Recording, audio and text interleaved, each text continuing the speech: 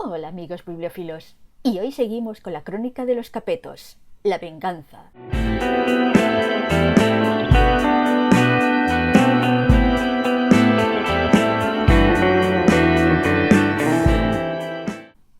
El libro que vamos a reseñar se titula La ley de los varones, escrito por Maurice Druon, editado por Ediciones B y que consta de 352 páginas. La ley de los varones es la cuarta parte de la saga Los Reyes Malditos y varias personas me habían dicho ya que era su libro favorito de la saga. Y sí, coincido, es el mejor hasta la fecha de los que yo he leído, faltándome solo el último. ¡Claro que es el mejor! ¡Es Choque de Reyes! Un trono vacante por el que luchan varios candidatos, dos personas con intereses opuestos entre bambalinas cuyo conflicto mueve a los demás y provoca víctimas mortales, y giros de guión.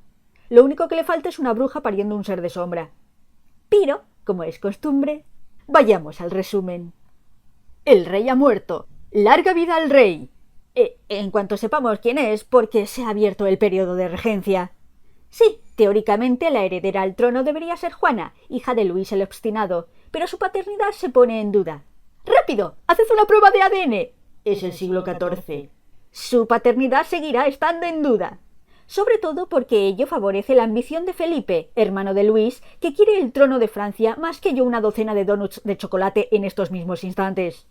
Está la ambición de Felipe que no le importa inventarse una ley que tendrá serias consecuencias para las mujeres francesas que le hagan ojitos al trono, o matar gente, aunque se trate de bebés. Todo ello favorecido por la guerra soterrada que enfrenta a Roberto de Artois y su tía Maud desde el principio de la saga y que estalla en esta novela como un grano lleno de pus. Pero, entre tanto lío, no todo son malas noticias porque...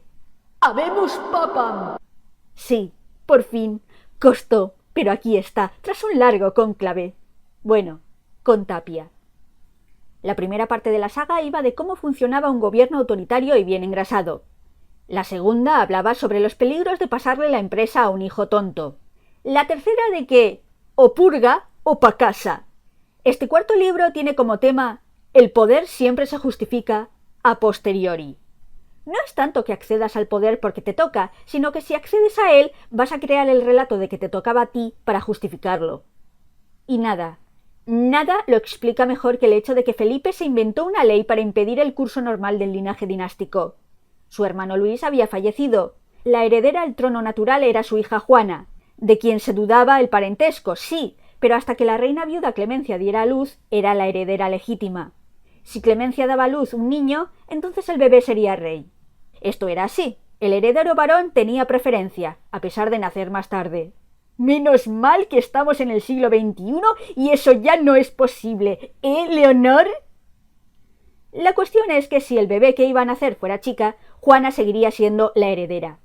Y quiero que os quedéis con esto, porque también lo quiere Maurice Druon. No había ninguna razón por la que Juana no pudiera ser reina de Francia. Ninguna, hasta que Felipe la creó. Hizo a los profesores y doctores en Derecho rebuscar entre los archivos hasta que encontraron el extracto de una norma de hace siglos que podía usarse para defender sus intereses. Era una ley de los Salios, de donde Felipe decía que descendían los merovingios, que estipulaba que las tierras de una herencia se repartieran entre los herederos varones. Y a partir de esa regla, Felipe convenció a los demás pares de que la costumbre, que había que aplicar ahora porque este caso en concreto era nuevo y no había ocurrido nunca, dictaba que las mujeres no podían reinar en Francia. Sí, la ley que Felipe se sacó de sus santas narices es la ley sálica. Ah, la ley sálica, que tantas alegrías nos dio una vez los Borbones entraron a reinar en España, como las guerras carlistas. Gracias por tanto, Francia. Que por cierto, el libro habla de Luis de Borbón, y a ese extracto que habla de él lo llamamos hacer un traje chaqueta a alguien. Comienza con su padre, Roberto de Clermont, que acabó trastornado muy joven por culpa de un golpe en la cabeza que recibió en un torneo que le causó lo que ahora llamamos un traumatismo cráneoencefálico y accesos de ira y hasta alucinaciones, y pasa a su hijo Luis, que era cojo, defecto que siempre le había impedido atacar en los combates, pero no huir, como demostró en la batalla de Courtrai. Desgarbado, contrahecho y cobarde, el Borbón poseía, en compensación, cierta clarividencia, así que acababa de acercarse, como siempre, al partido más fuerte. De aquellos dos príncipes, flaco uno de cabeza, otro de piernas, descendería la larga dinastía de los Borbones. Esto lo escribió un francés hace décadas sobre un Borbón de hace siglos, Audiencia Nacional. A mí que me registren. Total, la ley sálica, que se llama así porque se supone que viene de los salios, de donde proceden los merovingios. Excepto que los merovingios descendían de los sicambros y de los brúcteros. Ambos enemigos de Conan el Bárbaro. No sé, es que suenan increíbles estos nombres. Pero aún así, Felipe usó la carta de la tradición para impedir que una mujer accediera al trono y quedárselo él. Cosa curiosa, porque su propia tatarabuela fue reina, por no mencionar que su sobrina Juana, a la que quitaba la corona de Francia, sería reina de Navarra, y que su propia hermana Isabel, en un par de años, iba a derrocar a su marido, el rey de Inglaterra. Mujeres reinas ha habido siempre, hombres que decían que no podían reinar también. Eso no quiere decir que estemos hablando de sociedades igualitarias o que hombres y mujeres tuvieran los mismos derechos civiles. Gran Bretaña tuvo reinas en épocas donde las mujeres no podían heredar la tierra. Eso lo vemos en las novelas de Jane Austen o la serie Downton Abbey. La cuestión es que basarse en la tradición para facilitar los intereses de Felipe perjudicó a una de sus aliadas más fuertes, la condesa Maud. Se supone que en castellano el nombre de la condesa es Matilde, y es curioso porque es uno de los pocos nombres que la traductora María Guadalupe Orozco Bravo no traduce al castellano. No sé si como yo lo pronuncio está bien. Lo hago así porque a pesar de que se escribe M-A-H-A-U-T, la H por lo usual es muda en francés, con lo que te queda Maud, que se parece al nombre inglés Maud, M-A-U-D o M-A-U-D-E, que también significa Matilde y supongo que viene del francés. ¡Total! Que la condesa Maud era dueña del Artois, porque lo había heredado gracias a la tradición. Si la tradición que defendía Felipe decía que no podía suceder y heredar, eso querría decir que el Artois podría pasar a su sobrino Roberto, que lleva luchando contra ella por esto desde el principio de la saga. Y claro, se lía. Y en esta lucha entre estos dos personajes más grandes que la vida, en vez de plantearse quién te cae mejor, la pregunta sería ¿quién te cae peor? Ni idea. Es como preguntar ¿qué prefieres? ¿Morir ahogado o quemado? No sé. ¿No morir? Ambos son deleznables. ¿Qué prefieres? ¿Un violador y asesino o una mentirosa capaz de matar bebés? Sí, uno de ellos ha matado más, aunque fuera en batalla, pero la otra no duda en planear asesinar a un recién nacido. Hablando de bebés, ¿os acordáis de Clemencia de Hungría? Ese ser de luz que se casó con Luis el Obstinado, esa mujer a un paso de la canonización. Pues bien, tras dar a luz y casi morir por fiebres, se fue de la corte para residir en uno de los castillos que le regaló su marido y que constituía su fortuna, que no tenía antes de haberse casado porque tenía apellido, pero la verdad es que mucho dinero no tenía, y se dedicó a vivir a todo tren hasta su muerte en 1328. Es como un cambio muy radical, ¿no, Mauricio? Maurice Druon lo explica diciendo que, claramente, Clemencia sufrió un trastorno mental. ¡Oh! No quisiera yo sonar cínica. No, ¿qué va? Puede que Clemencia simplemente estuviera disimulando un poco y cuando se vio liberada de marido y con fortuna, pudo vivir como quiso. Lo que le pasó no suena a locura. No parece que se volviera inestable o violenta o se temiera por su vida. Exigirle a su cuñado Felipe que le pagara la renta que le correspondía como viuda y él no quería pagar, vivir con todo lujo rodeada de artistas jóvenes. Eso no suena a locura. De hecho, se podría decir que no cambió en absoluto. Gastar un huevo en dar limosna a los pobres o en ser protectora de las artes y los artistas es básicamente dos caras de la misma moneda. El primer caso es lo que tenía que hacer como reina consorte y figura pública. Mirad, no tengo ningún problema en admitir que Clemencia fuera santa y luego le diera un flux. Lo que me extraña es que el cínico de Druon, que siempre piensa lo peor, lo crea en este caso. Pero era un dechado de virtudes y modestia mientras estaba casada. ¿No te fastidia? Pues claro. Mauricio, chato, ¿acaso se te ha olvidado el pequeño, casi intrascendente detalle de que había rumores más que fundados, de hecho eran afirmaciones, de que Luis X había ordenado asesinar a su esposa para quedar libre y casarse precisamente con Clemencia? Que Maurice Druon dice que Clemencia, la inocencia personificada, no sabía nada de eso y que se enteró porque se lo contó una sirvienta que la quería bien.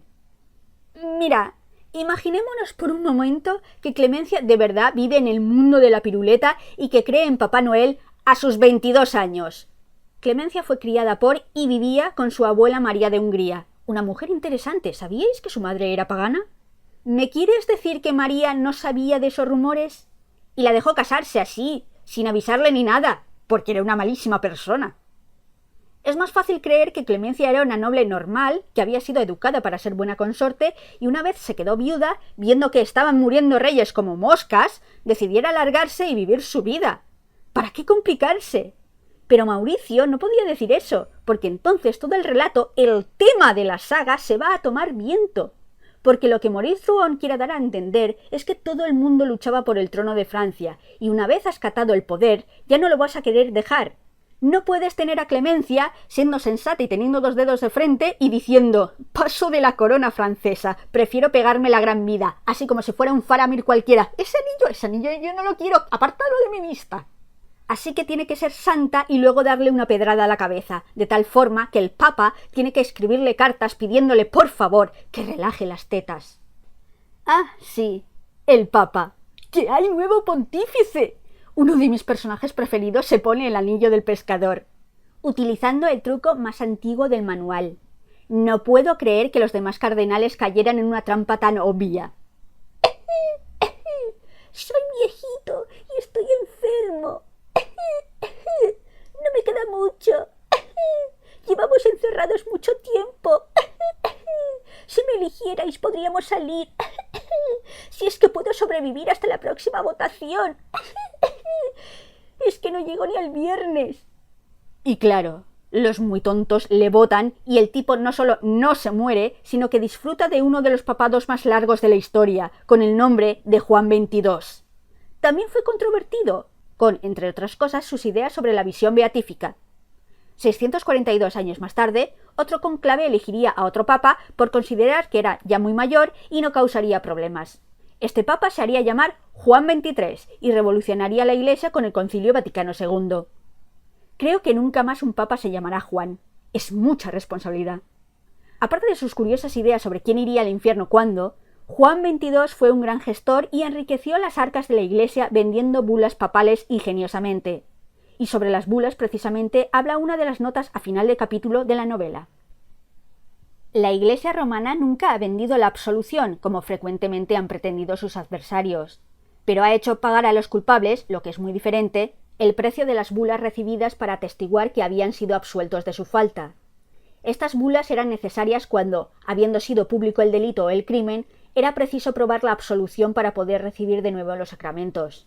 El mismo principio se aplicaba en derecho civil en lo relativo a las cartas de gracia y de remisión concedidas por el rey. La entrega de estas cartas y su inscripción en los registros estaban sujetas a tasas. Esta costumbre se remontaba a la época de los francos, antes incluso de su conversión al cristianismo. Jacobo Duez, Juan XXII, quiso, con el libro de tasas y la institución de la Sacra Penitenciaría, codificar y generalizar esta costumbre de la Iglesia, idea que saneó sus finanzas. No estaban ligados a estas bulas solo los miembros del clero, igualmente había tasas para los laicos. Las tarifas se calculaban en gros, moneda cuyo valor oscilaba alrededor de las 6 libras. El parricidio, el fratricidio o el asesinato de un pariente entre laicos costaba entre 5 y 7 gros, lo mismo que el incesto, la violación de una virgen o el robo de objetos sagrados. El marido que pegaba a su mujer o la hacía abortar debía pagar 6 gros, y 7 si le había arrancado los cabellos. La multa más fuerte, que era de 27 gros, se aplicaba a la falsificación de las cartas apostólicas, es decir, de la firma del Papa. ¿Podéis creer que lo de pagar más dinero por falsificar la firma del Papa que por matar a un familiar es exagerado? Pero Juan XXII hablaba desde la experiencia. Consiguió uno de sus nombramientos mediante una carta falsa. De verdad que es uno de mis personajes favoritos. La Ley de los Varones es la mejor novela de la saga porque todos los elementos encajan, todos los cilindros funcionan a plena potencia. Ya estás familiarizada con los personajes y sus ambiciones, ya conoces los conflictos políticos y sociales de la época, y es en este volumen donde todo se concentra y estalla en una sucesión de giros. Y esto es lo novedoso, porque la saga de los Reyes Malditos no se basa realmente en las sorpresas y los giros de guión. De hecho, Maurice Druon incluso espera que el lector sepa el destino de los personajes históricos que maneja, como si todo el mundo fuera un entendido de la Francia del siglo XIV. Pero en La Ley de los Varones el ritmo es vertiginoso y los giros más abundantes de lo habitual. Puede que creáis que al hablar del bebé de Clemencia he hecho spoilers, pero no, ahí pasan cosas que no os he contado. Y por increíble que parezca, lo que narra Drouin no se lo ha inventado. No quiero decir que sea cierto, pero está basado en una leyenda de la época. Sí, yo también lo flipé. Así que os podéis imaginar que si la saga entera me gusta, esta cuarta parte, que es mi favorita, me haya encantado. Pero, como siempre, no la recomiendo si lo que se quiere es una novela tranquila. O si lo que se quiere leer es un thriller donde las mujeres son protagonistas. O si lo que se quiere es, yo qué sé, las aventuras de la rana cósmica Marquitos y su tripulación de alcachofas parlantes. Porque entonces no. La ley de los varones es una novela de intriga política, de pasiones y venganzas, donde a pesar de tener dos personajes despreciables como Roberto y su tía, quien los vence a todos en ambición es Felipe, que no duda en cargarse a cualquiera que se interponga en su camino al trono, pero siempre manteniendo sus manos limpias, y que tampoco duda en usar a una de sus hijas como moneda de cambio, prometiéndola en matrimonio a la tierna edad de 8 años con un hombre 14 años mayor. Bueno, en la época era normal, y prometerse no es casarse. No, claro. Casarse con el tipo lo hizo cuando tenía 10 años.